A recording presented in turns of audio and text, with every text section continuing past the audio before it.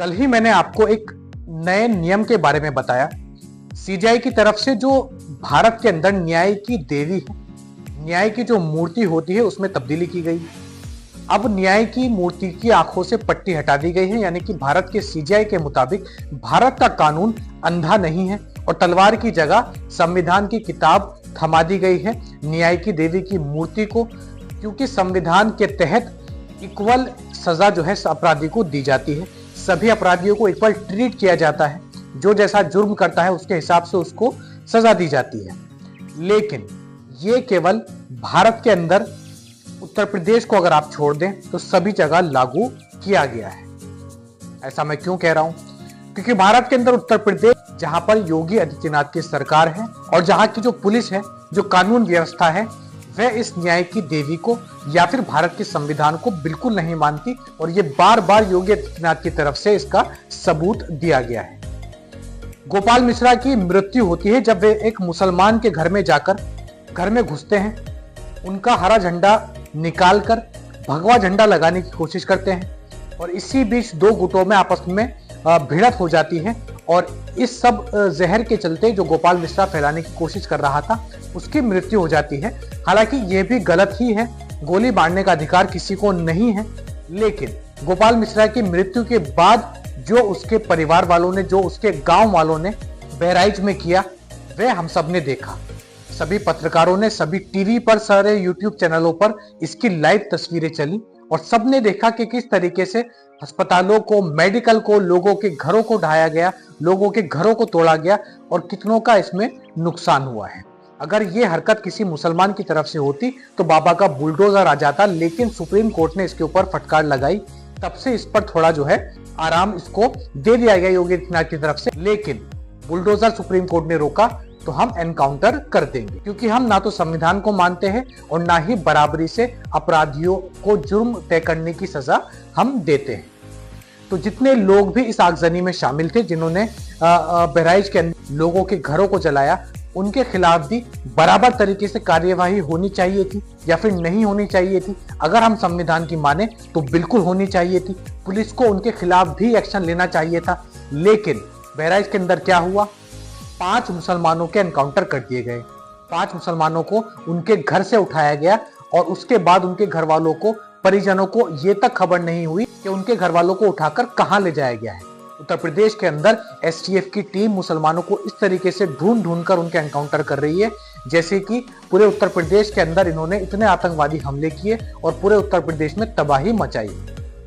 गोपाल मिश्रा को जिसने मारा उनको सजा देना बिल्कुल सही है। उत्तर प्रदेश की पुलिस को इसके ऊपर कार्यवाही करके जो कानून के हिसाब से, संविधान के हिसाब से सजा होती है वो उनको देना चाहिए। लेकिन योगी आदित्यनाथ का तरीका बिल्कुल अलग है। तो आज बहराइच के अंदर 5वां एनकाउंटर किया गया है और इस एनकाउंटर के बाद की तस्वीर जो है हमारे पास में आ रही है, तो वह आपको मैं दिखा देता हूं। हालांकि एनकाउंटर का पहला नियम यही होता है कि डाउन द वेस्ट गोली चलानी है पुलिस को, और ऐसा ही हुआ।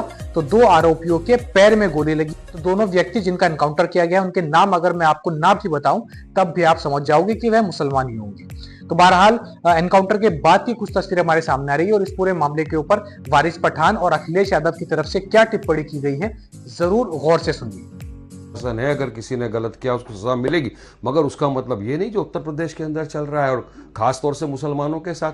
पहले आपको लगता था कि ठीक है, पकड़ा है, सीधा आप बुलडोजर से उसके घर को उड़ा देते थे, तो सुप्रीम कोर्ट ने संज्ञान लिया और सुप्रीम कोर्ट ने तो यहाँ तक कहा कि अगर आपको ये भी पता है कि इसको सजा हो गई तो भी आप उसके घर को बुलडोजर से नहीं उड़ा सकते। लथार लगाई तब भी रुकने को तैयार नहीं। सुप्रीम कोर्ट के भी कायदे कानून उनको नहीं मानते लोग। आप दूसरी जगह पे ये देखिए कि कुछ लोग बहराइच में ही डंडा वंडा लेके निकले, घरों को जलाया, दुकानों को जलाया, तोड़ फोड़ कर दी। उनके खिलाफ क्या कार्रवाई की उत्तर प्रदेश पुलिस ने, अब तक मैं पूछना चाहूंगा। अब देखिए, मुंबई के अंदर भी बहुत सारे एनकाउंटर होते थे, यहां तक कि एक एनकाउंटर स्पेशलिस्ट पे तो पिक्चर भी बन गया, अब तक 56। अब मुझे लगता है उत्तर प्रदेश की जो सरकार है, वहां का एसटीएफ है, उसका रिकॉर्ड तोड़ना चाहती है और बनाना चाहती है कि अब तक हजारों हो सकता है ये बात, लेकिन देश के अंदर संविधान से अब उनके खिलाफ क्या कार्रवाई करोगे जिन लोगों ने दुकानों को, मकानों को फूंक दिया, जला दिया। आप, हमने सबने देखा, आप ही का चैनल भी दिखा रहा था कि किस तरह से रास्ते पे उतर गए थे।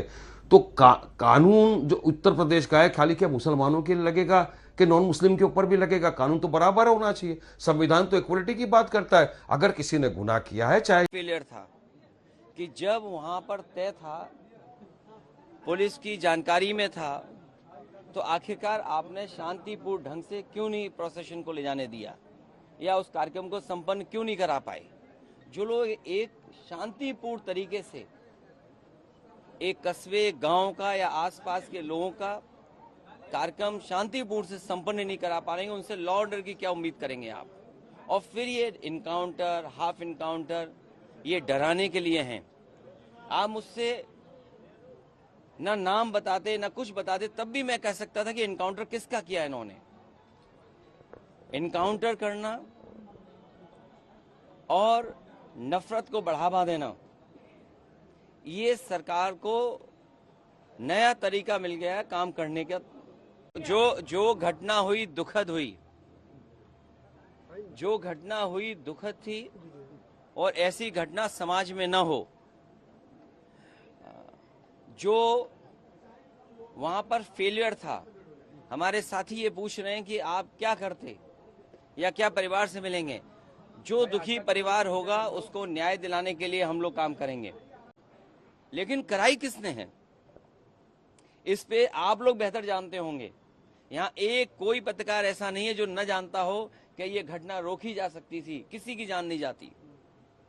अगर जान गई है, हम दुख बांटने से ज्यादा, जो आज सरकार भी दुख बांट रही है, सरकार को इस बात पे दुख करना चाहिए था कि घटना क्यों हो गई, होनी नहीं चाहिए थी। सर, सरफराज की बहन का कहना ये है कि कल पुलिस ने गिरफ्तार किया था और आज एनकाउंटर दिखाया, कल गिरफ्तारी ये उत्तर प्रदेश की पुलिस को बिगाड़ दिया है।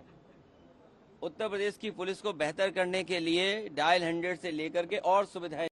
अखिलेश यादव ने जो कुछ कहा, हम मान सकते हैं कि वे विपक्ष में हैं और उत्तर प्रदेश के अंदर अपनी सरकार बनाना चाहते हैं, इसीलिए वे बीजेपी के खिलाफ और सरकार के खिलाफ बोल रहे हैं। लेकिन अखिलेश यादव ने एक बात कही अपने बयान में। उन्होंने पत्रकारों से ये कहा कि अगर आप मुझे नाम नहीं बताते कि किनके एनकाउंटर हुए हैं, तब भी मैं समझ जाता कि किस समुदाय के एनकाउंटर हुए हैं। तो ये बिल्कुल आम बात हो चुकी है, जो सभी पत्रकार, सभी जो आम नागरिक हैं वह जानते हैं कि उत्तर प्रदेश के अंदर अगर कोई जुर्म होता है, कोई दंगा होता है, तो उसमें एक समुदाय के लोगों को बिल्कुल जो है क्लीन चिट दे दिया जाएगा, भले ही उन्होंने कितना बड़ा अपराध किया हो। और एक समुदाय के लोगों ने अगर जरा सा भी अपराध किया है, थोड़ा सा भी कुछ गलत किया है, तो उनको उनके घर से उठाकर उनका एनकाउंटर कर दिया जाएगा। पूरे मामले के ऊपर आपकी क्या राय है, वे आप हमें कमेंट बॉक्स में लिखकर जरूर बताएं। आदाब, मैं हूं ताहा नसीम। आज के लिए इतना ही। कल आपसे फिर मुलाकात होगी। तब तक अपना और अपने घर वालों का ख्याल रखिए।